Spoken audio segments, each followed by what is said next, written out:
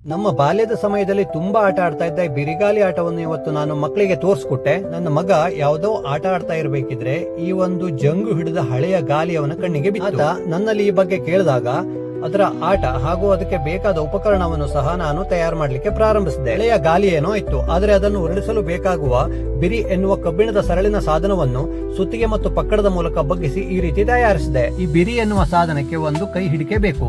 ಇದಕ್ಕೆ ಈ ದಿಪ್ಪಡಿಗೆ ಕೋಲು ಅತ್ಯಂತ ಪ್ರಶಸ್ತವಾದದ್ದು. ನಾವು ಶಾಲೆ ಹೋಗ್ಬೇಕಿದ್ರೆ ನನ್ನ ಅಪ್ಪ ಇದನ್ನು ತಯಾರಿಸಿಕೊಡ್ತಾ ಇರೋ ನೆನಪು ಇನ್ನೂ ಮನಸ್ಸಿನಲ್ಲಿ ಹಸಿಯಾಗೇ ಇದೆ.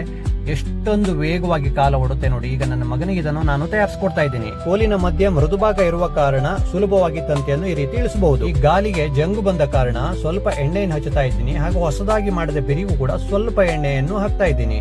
ನೋಡಿ, ಬಿರಿಗಾಲಿ ರೆಡಿ ಆಗೇ ಹೋಯ್ತು.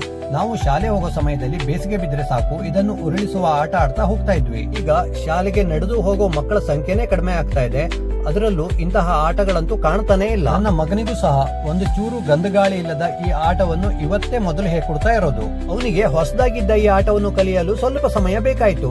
ನಾನಂತೂ ನನ್ನ ಬಾಲ್ಯಕ್ಕೆ ಮತ್ತೆ ಹೋಗಿ ಬೇಕಾದ ರೀತಿಯಲ್ಲಿ ಈ ಗಾಲಿಯನ್ನು ಉರುಳಿಸಿದೆ.